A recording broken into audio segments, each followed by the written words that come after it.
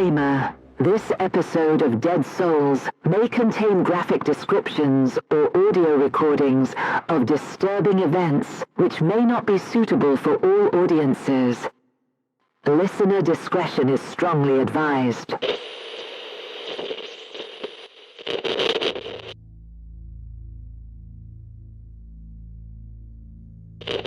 It's just after 4 a.m. on the 5th of September 1972.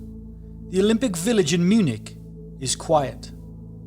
The world's greatest athletes are asleep, dreaming of winning medals, setting world records, and the chance to make history and make their countries proud.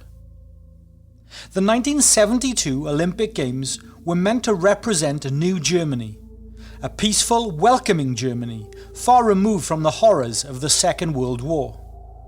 A lifetime away from the previous, heavily militarized German Olympic Games in 1936 under Adolf Hitler's Nazi regime, security at the 1972 Munich Olympic Games was deliberately relaxed. In fact, there was no security, just a group of what was called quote-unquote friendly, unarmed guards. The atmosphere was open, friendly, optimistic, happy and cheerful. But that image would quickly shatter. You see, when 8 heavily armed men scaled a chain-link fence carrying duffel bags filled with assault rifles and grenades, their target wasn't the stadium or the Olympic Games themselves. It wasn't the crowds. It was a group of Israeli athletes and coaches.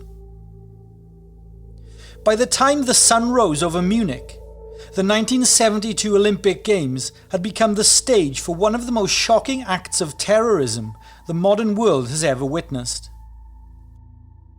In tonight's episode, we are tracing the events of the 21 harrowing hours, from the planning of the attack and the hostage crisis that unfolded before a global television audience, to the disastrous rescue attempt at Fürstenfeldbruck Air Base, and the lasting impact the massacre had on Israel, the wider world, and the Olympic Games themselves. This is the story of how a celebration of peace became a tragedy that changed the world forever.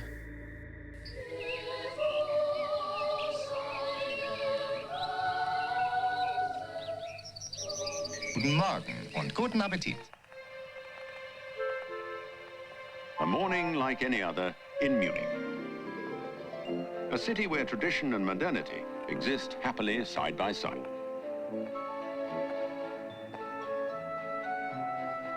This summer, our beautiful city plays host to the 20th Olympic Games. There, in the center of the future Olympic site, is the Olympic Tower. Next to it, the Olympic Arena.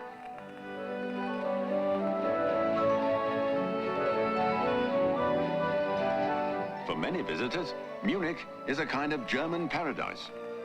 We're sure that you'll agree.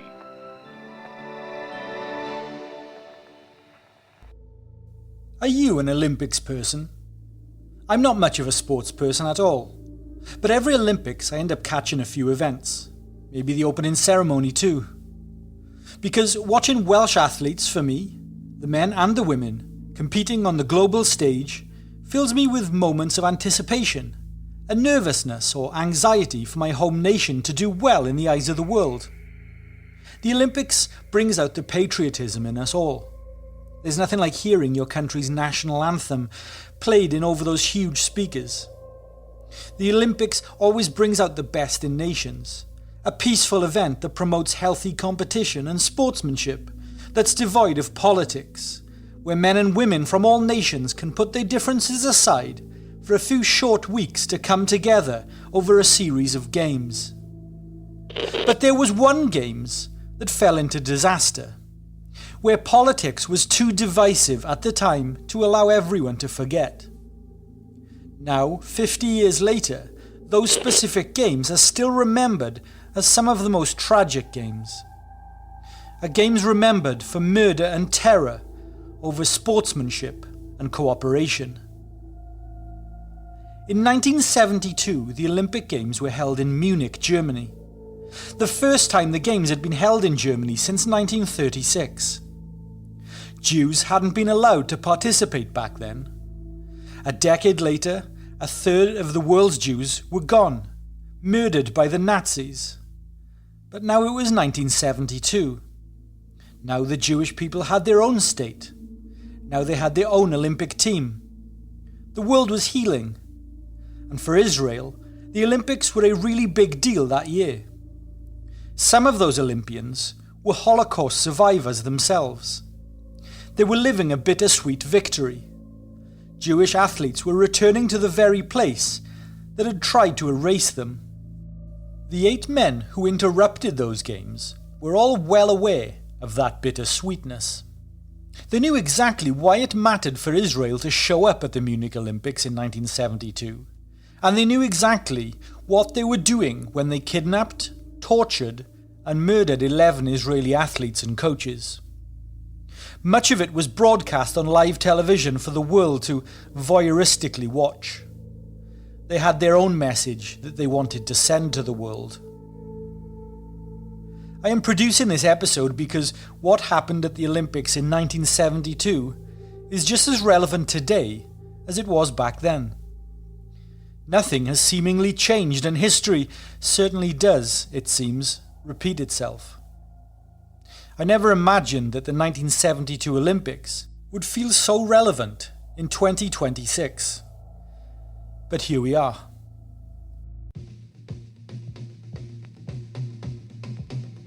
It's the 1970s. For those of you who weren't alive back then, it must have been a memorable decade. Discos, the counterculture revolution, and Saturday Night Fever.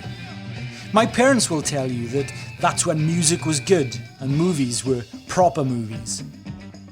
But the 1970s saw another kind of fever. The epidemic of terrorism. Today, many of us accept terrorism as part of current events, something to be expected. It's been around for years, decades. But prior to the 1970s, it wasn't really like this. Events across the world, including the Troubles in Northern Ireland and the Argentinian Dirty War, contributed to the 70s being termed as the golden age of terrorism. Throughout that decade, Palestinian terrorism reached new levels of intensity and frequency too.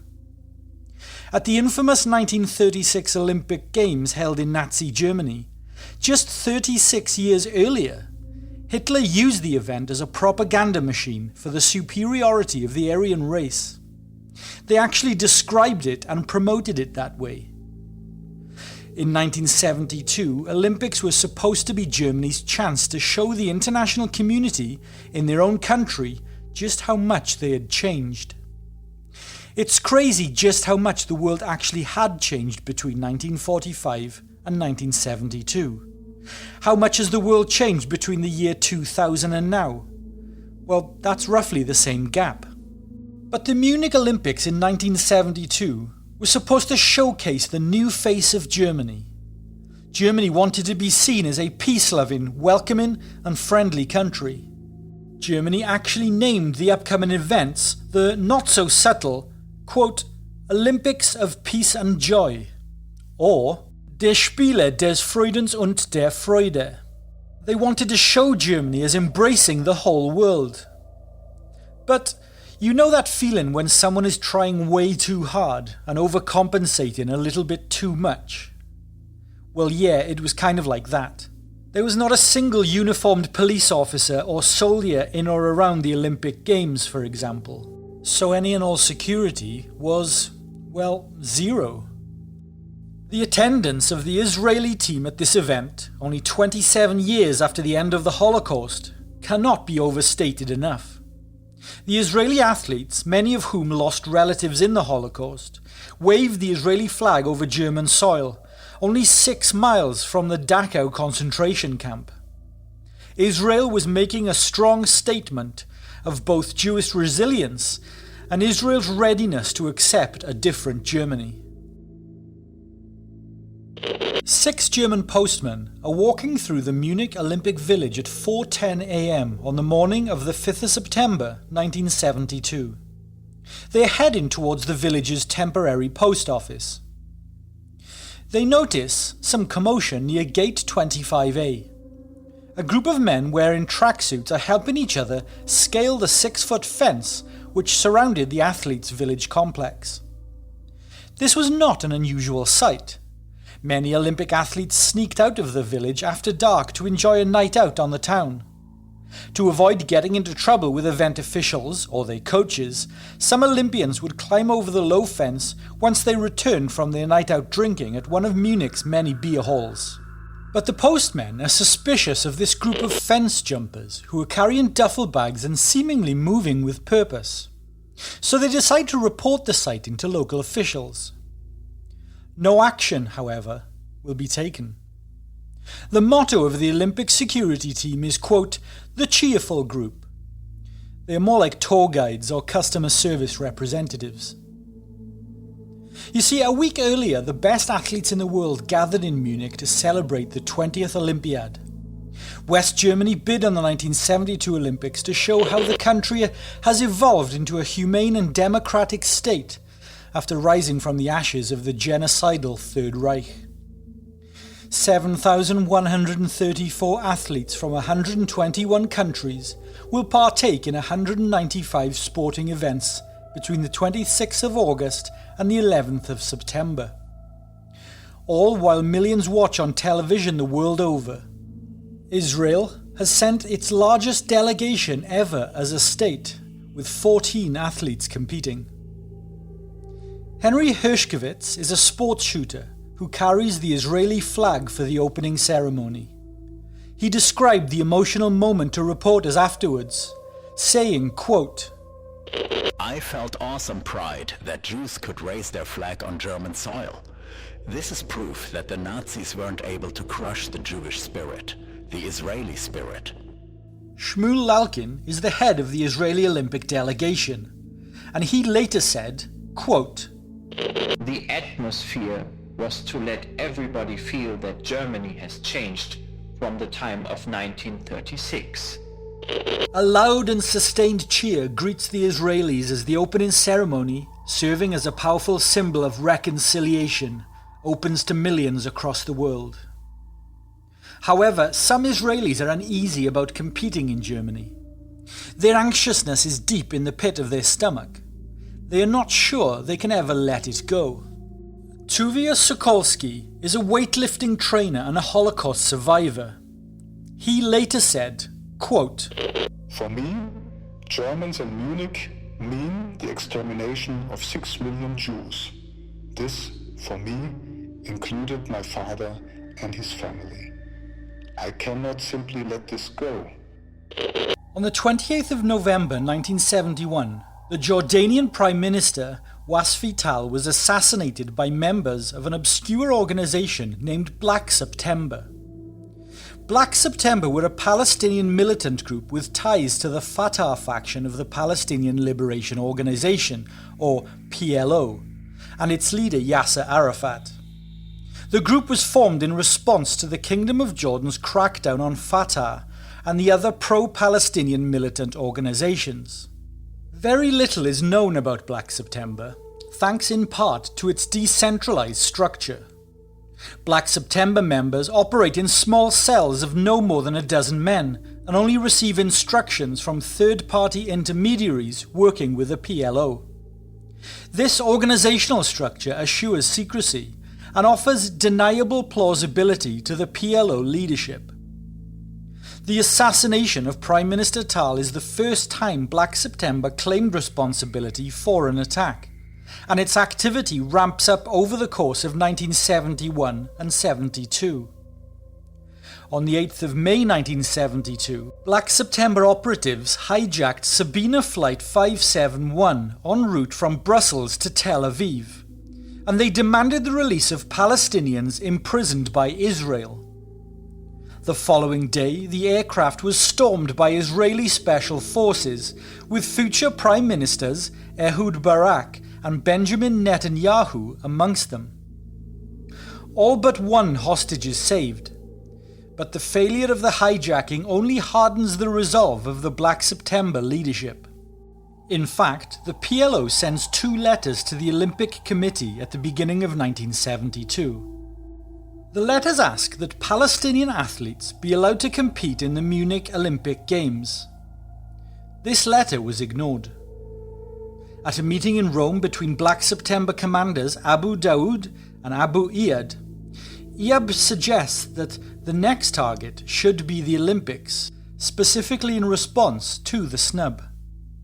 Iyad recruits an 8-person commando team led by Lutif Afif, codenamed Issa, and his deputy Youssef Nazal, codenamed Tony. The pair travel to Munich and take temporary jobs in the Olympic Village to enable them to scout the area. The rest of the conspirators arrive in Munich in pairs and stash smuggled assault rifles, grenades and ammunition in lockers at the Munich train station. By the 4th of September, all Black September operatives are in place, and the team retrieves their weapons from the train station before setting out for the Olympic Village. As well as leader Issa and his deputy Tony, the remainder of the militants consist of Adnan al-Ghashi, codenamed Dinawi, and his cousin Jamal al-Ghashi, codenamed Samir, Afif Ahmed Hamid, codenamed Paolo, Khalid Jawad, codenamed Salah, Ahmed Sheikh Tha, codenamed Abu Hala, and Mohammed Safadi, codenamed Badran. At 4:30 a.m, Issa and the other militants assemble at the far end of 31 Connolly Strasse, a 2-story apartment building where the Israeli delegation is staying in apartments 1 to 5. They had been helped over the fence into the Olympic Village by a group of Canadian athletes who were sneaking back into the village after a night out themselves. They had assumed the group were fellow athletes doing the same as them. Issa knows from his reconnaissance that the door to the Connolly Strasse building is never locked, and he leads 6 militants into the communal foyer in apartment 1. All this while Jamal al-Ghashi stays behind to guard the entrance. The militants unzip their duffel bags and pull out AK-47s before snapping magazines into place. The Black September operatives have been specifically instructed not to kill any of the Israelis except in the instance of self-defense, if it comes to it. Issa slowly inserts a copy of the apartment door key into the lock, but the door does not open. He struggles with the key for a while before realizing that the lock is inserted upside down. Several Israeli coaches and referees are sleeping in apartment 1 when the militants arrive. One of them is 40-year-old referee Joseph Gutfreund, who is awoken by scratching sounds. He walks into the common area to investigate the noises. When Issa finally manages to unlock the door, Gutfreund comes face to face with a group of armed men pointing AK-47s at him. Gutfreund quickly shouts, quote, "Take cover, boys." He then rushes the door, throwing the full weight of his 6'3", 290-pound frame against it while the militants try pushing back. Gutfreund's roommate was weightlifting trainer and Holocaust survivor Tuvia Solowski, who runs into the communal area. Solowski later said, quote, Through the half-open door, I saw a man with a black-painted face holding a weapon. At that moment, I knew I had to escape. He runs back into his bedroom and tries to open the window, while shouting, quote, Guys, run to the rest of the Israelis. Gutfreund manages to bar the door for 10 seconds before the militants use their assault rifles as crowbars to force the entrance open. He is overpowered and taken hostage, while the Black September operatives spread out into the rest of the Israeli rooms. Solowski is still struggling to open the window when the militants break in. He desperately punches through the thick double glass and throws himself out of the window just as the Black September operatives enter his room. Bleeding profusely from his head, hands and legs, he gets off the ground and runs for help. The militants fire their AK-47s, but Solowski manages to evade them and finds cover behind the corner of a building. Back in the apartment, Issa bursts into the bedroom of wrestling coach Moshe Weinberg. Weinberg grabs a fruit knife and slashes at the militant leader's face, but Issa narrowly avoids the blade. Weinberg rushes Issa and knocks him down while grabbing at his rifle.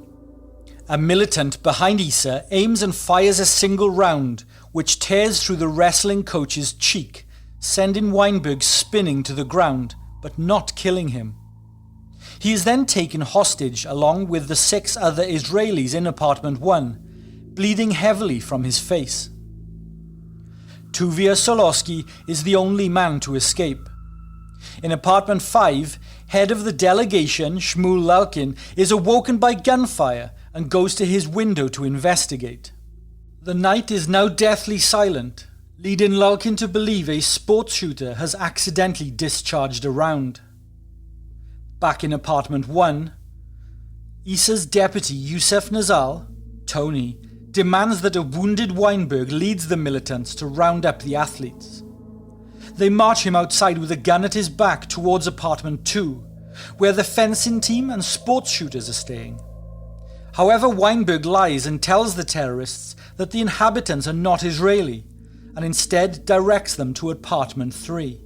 You see, 6 weightlifters and wrestlers are sleeping in apartment 3, and it's likely that Weinberg believed that these burly athletes would have a better chance of overpowering their attackers. The militants gather at the door of apartment 3, and they cock their assault rifles and creep inside the 2-story duplex. Wrestler Gad Sabari is on the 2nd floor and had been awakened by gunshots, but believed he was dreaming. He is trying to get some more sleep, but upon hearing voices outside his bedroom door, he climbs out of bed and opens it. He finds a terrorist is pointing a gun at his friends Mark Slavin and Elza Halvin, who have already been taken hostage. The militant turns his attention to Sabari and his roommate David Berger. The 4 men are pushed down the stairs at gunpoint to join weightlifters Youssef Rabano and Ziv Friedman, along with Moshe Weinberg. One of the militants starts tearing apart cabinets and overturning beds to find other Israelis, while Youssef Nazal demands to know where the rest of the delegation is. None of the Israelis answer, and the athletes are pushed into a line with their hands above their heads. This includes Romano, who is on crutches after tearing a ligament during competition. A defiant David Berger quickly says in Hebrew, quote, Bo nista al elahem, in linu me lapsid, which means let's pounce on them. We have nothing to lose. Hearing this, a militant jams a rifle barrel into Berger's back and pushes the Israelis out into the corridor. Tony leaves apartment 3 and begins herding the Israelis back to apartment 1, where the rest of the hostages are under strict guard. Tabari is the first athlete in line and believes he and his friends are about to be executed. Upon reaching the door of apartment 1, he makes a spontaneous decision to escape. The militant guarding the door motions for Sabari to enter the room, but the 106-pound flyweight wrestler instead slaps the barrel of his AK-47 aside and runs down the stairs leading to the underground car park. 2 Black September operatives chase after Sabari, leaving 2 guarding the 5 Israelis still standing outside the door. Moshe Weinberg takes advantage of the chaos and attacks one of the militants, landing a punch so hard that several of the militants' teeth go flying. One of the terrorists chasing Sabari turns around and fires a burst of bullets from his AK-47, killing Weinberg. The other militant fires at Sabari, but the wrestler escapes. The rest of the hostages are quickly shoved into apartment 1. Shmuel Lalkin is now wide awake and rushes to the window to see Weinberg's lifeless body laying in a pool of blood on the pavement. He races to the first-floor living room and calls an outside line to the Sheraton Hotel, where the Israeli journalists and Olympic officials are all staying. He shouts down the phone, quote, Call Israel. Arab militants have taken part of our delegation hostage. In apartment 2, race walker Shaul Ladani leaps from the 2nd-floor balcony and runs to the building where the United States Olympic team are staying, pleading with them for help. a survivor of the Bergen-Belsen concentration camp, Ladani wakes up US track coach Bill Bowerman, who shelters him in his room. Only 10 minutes have passed since the Black September operatives first stormed apartment 1, where hostages are now being kept in a second-floor bedroom. The Israelis are now seen to be all tied together. This is an ITN newsflash from the Olympic Village in Munich, where early this morning armed Palestinian guerrillas raided the sleeping quarters of the Israeli team. Yusuf Romano now makes his own move. He tosses his crutches aside and tackles one of the militants, knocking his AK-47 from his hands. Romano grabs the assault rifle, but is shot by one of the hostage takers before he can fire back. Romano is mortally wounded. He gradually bleeds out, left to die on the floor in front of his friends. In a deliberate show of disrespect, as Romano is dying, the terrorists castrate and mutilate him as his friends look on. No matter which side of the aisle you sit on the Israeli-Palestinian conflict, hearing that the Palestinians mutilated Yusuf Romano is a horrific concept, something that burns itself into your mind. Nothing about that is freedom fighting. It's pure barbarism. 2 of the Israelis who initially fought the terrorists have now been murdered. The remaining 9 athletes are taken hostage. The terrorists demanded that Israel release 328 prisoners in exchange for the hostages. If not, the hostages would be executed. Responding to reports of gunfire, the security shift manager in the Olympic Village sends an unarmed guard to investigate at 4:50 a.m. The guard approaches apartment 1 and sees Weinberg's body and a militant near the front door. The guard demands an explanation from the militant, only for the armed man to ignore him and then disappear into the building.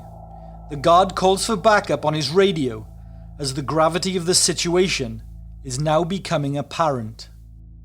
The men in the room: Joseph Romano is 31 years old, an Israeli weightlifter in the middleweight class. David Berger, 26 years old, he's in the light heavyweight class.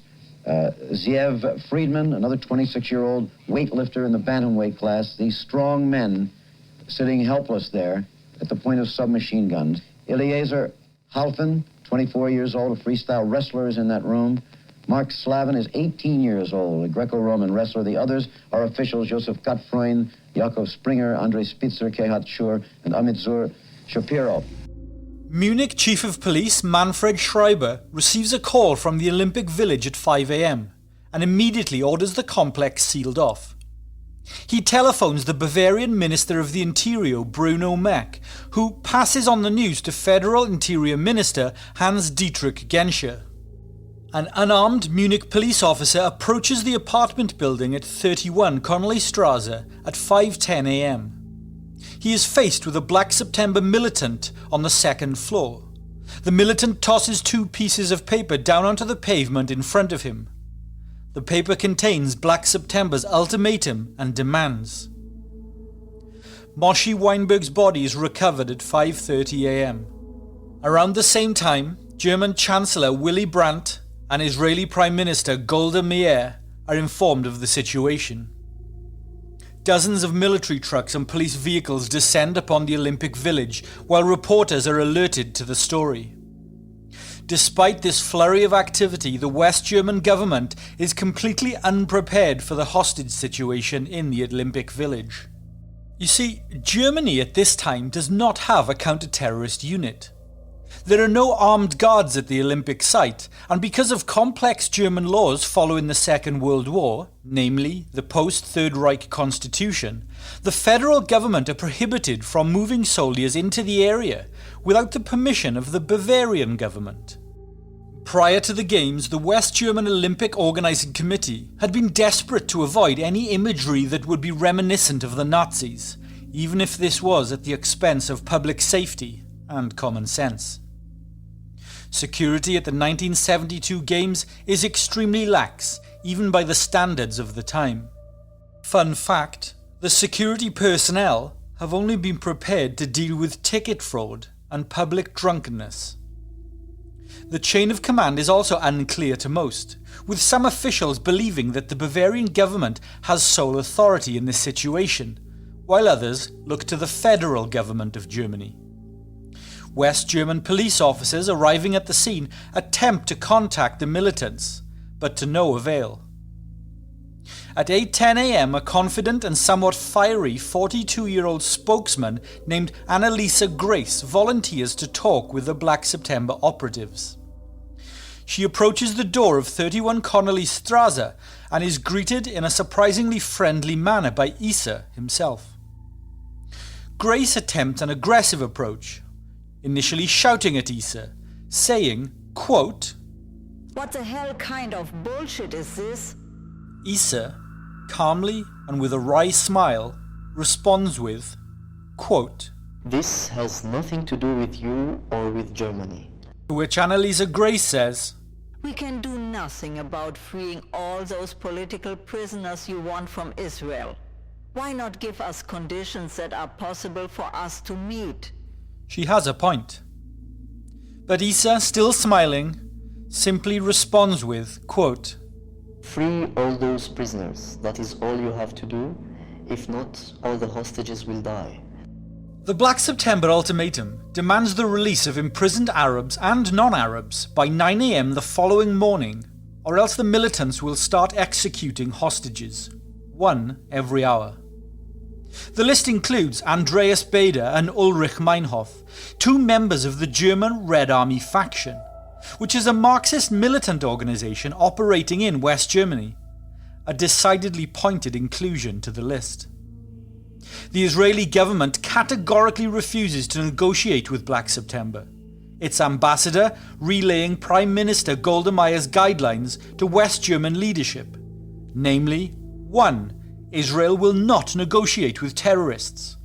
2. Israel will understand if the militants are promised freedom, as long as they free the hostages first. And 3. Israel holds West Germany responsible for the crisis and expects them to do whatever necessary to save the Israeli hostages. With the 9 a.m. deadline being impossible to meet, it's decided to send a small delegation to negotiate directly with the militants. Police Chief Schreiber, Mayor of the Olympic Village Walter Troger, and an Egyptian member of the International Olympic Committee Ahmed Damar Danish Tuni approach the building and meet with Issa at the front door.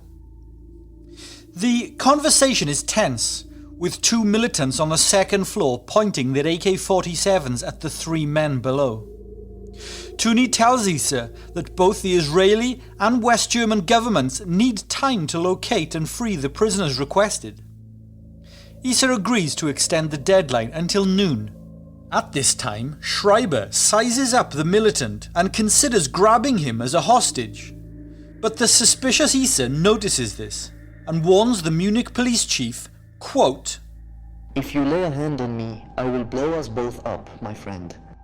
Issa is calm and in control. The small delegation leaves without a resolution to the crisis, but negotiations continue throughout the morning and into the afternoon.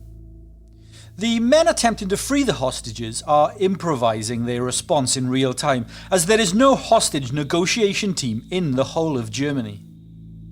In the federal capital of Bonn, Chancellor Willy Brandt is desperate to avoid spilling Israeli blood on German soil and authorises Schreiber to offer the terrorists an unlimited ransom.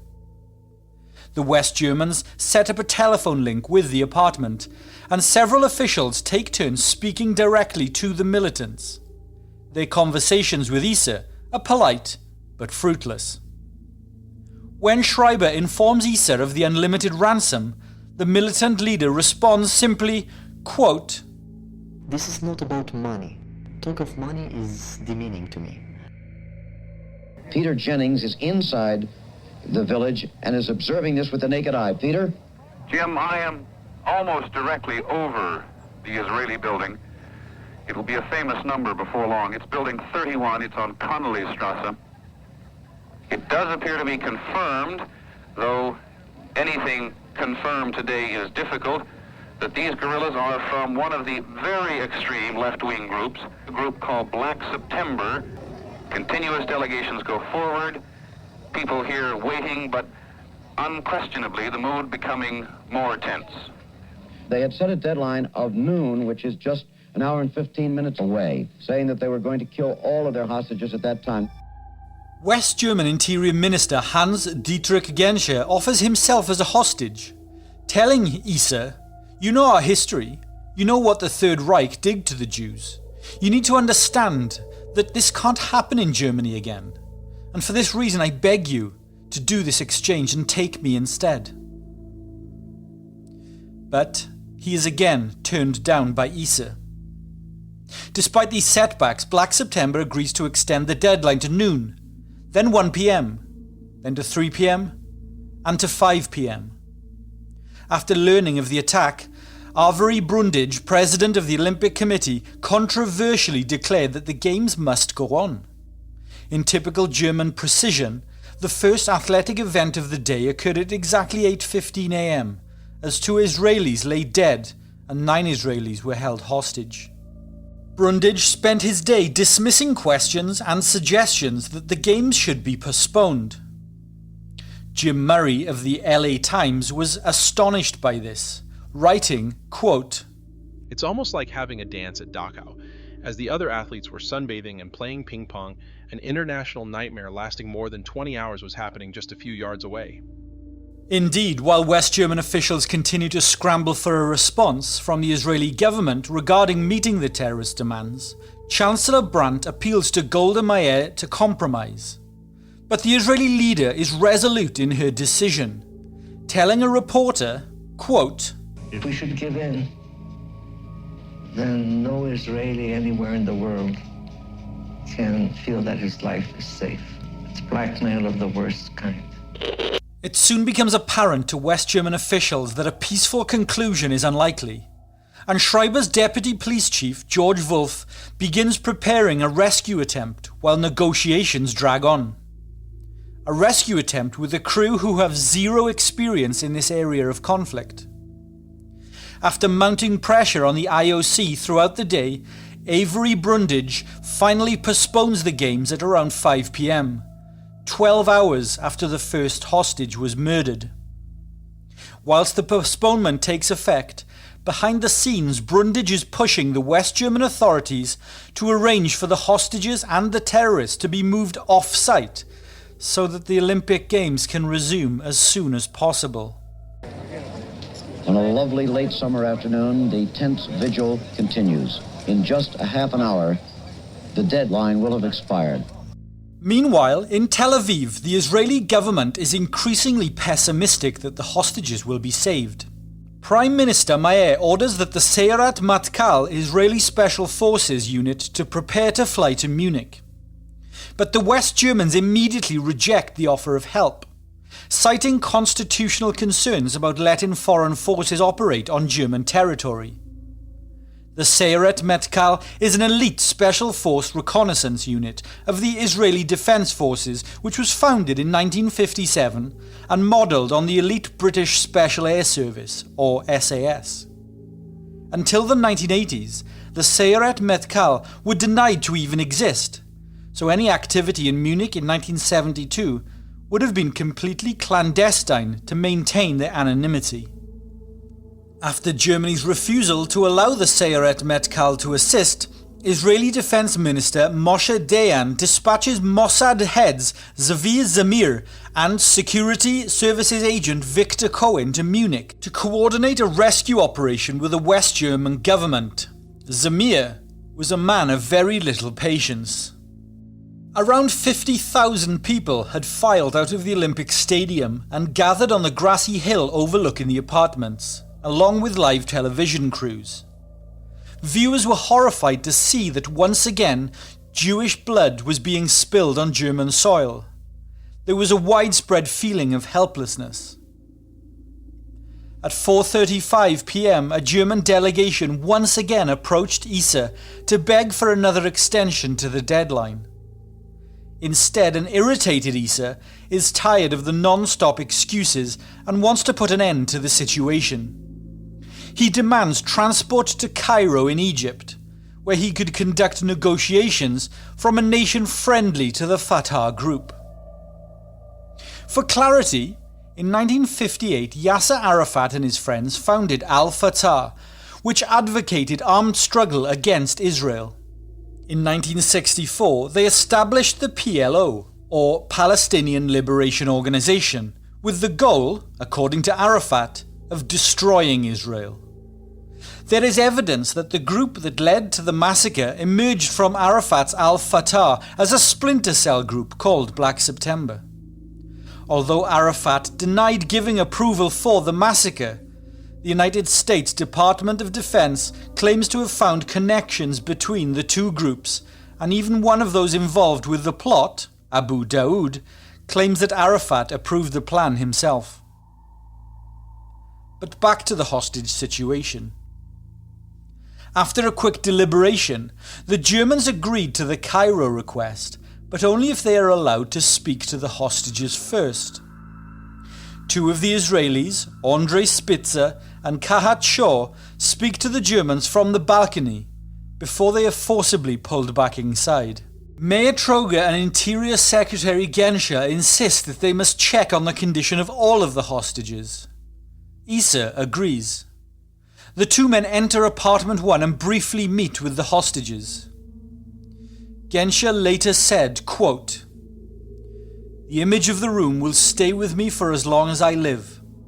I will never forget those faces, full of fear and yet full of hope." Upon leaving, both of the German politicians know that the crisis will end in bloodshed. The West German government has no intention of letting Black September militants leave the country with the Israeli hostages. A hastily improvised rescue plan is devised, where 13 West German police officers will storm the apartment from the roof via the ventilation shafts. Codename Operation Sunshine, the officers involved have no training in counter-terrorism activities, and although they will be supplied with arms for the operation, none of them have ever fired a weapon before. German police scaled the building and prepared to attack the terrorists. Now, there's been one report attributed to Will Brimsley of the Associated Press, who said that a police lieutenant told him that at 5 o'clock, about 29 minutes from now, Munich time, a volunteer squad of policemen dressed as athletes would storm the Israeli Olympic team headquarters and would come in shooting. These are the volunteer squad of West German border guards because of very complicated laws. The German army would not be allowed to participate. And there you see an athlete holding a canvas bag in which is obviously a machine gun. Shortly after 6 p.m, the officers are in position on the roof and begin to creep towards the apartment balcony. They are less than 2 meters away from the terrorists, and moments before they are out to strike, they stand down. The Munich police had failed to cut power to the apartment, which had a live TV in every room, and the militants are watching the operation unfold in real time. The police team had realized that their actions were being broadcast on live television to a worldwide audience. The terrorists are preparing for the strike against them. Had the police team struck, it would have been a total bloodbath. An angry Issa opens the front door at 6:10 p.m. and shouts that 2 hostages would be killed immediately if the officers on the roof do not withdraw. The mission is an absolute disaster. Police Chief Schreiber calls off the farcical rescue attempt. Time is running short and a new plan is needed. After furious deliberation, it is decided that the hostages and militants will now be flown by helicopter to Fürstenfeldbruck airfield, a remote Luftwaffe base around 12 miles west of Munich. There, the West German police will launch another rescue operation. Another round of negotiations at 6:35 p.m. extends the deadline to 9 p.m. in order for an aircraft to be procured. But the militant leader is convinced his men are walking into a trap. But with the crisis entering its 12th hour, Issa agrees with the West German proposal to fly his men out of the country. Meanwhile, Zvi Zamir and Victor Cohen have landed in Munich and offered their expertise to West German officials. But Zamir later commented that the Bavarian officials were extremely hostile towards him and his team throughout. In fact, initially, Zamir said, the West German team wouldn't even talk to them at all. At 7:20 p.m, 2 Bell UH-1D Huey helicopters land behind the Olympic Village administration building.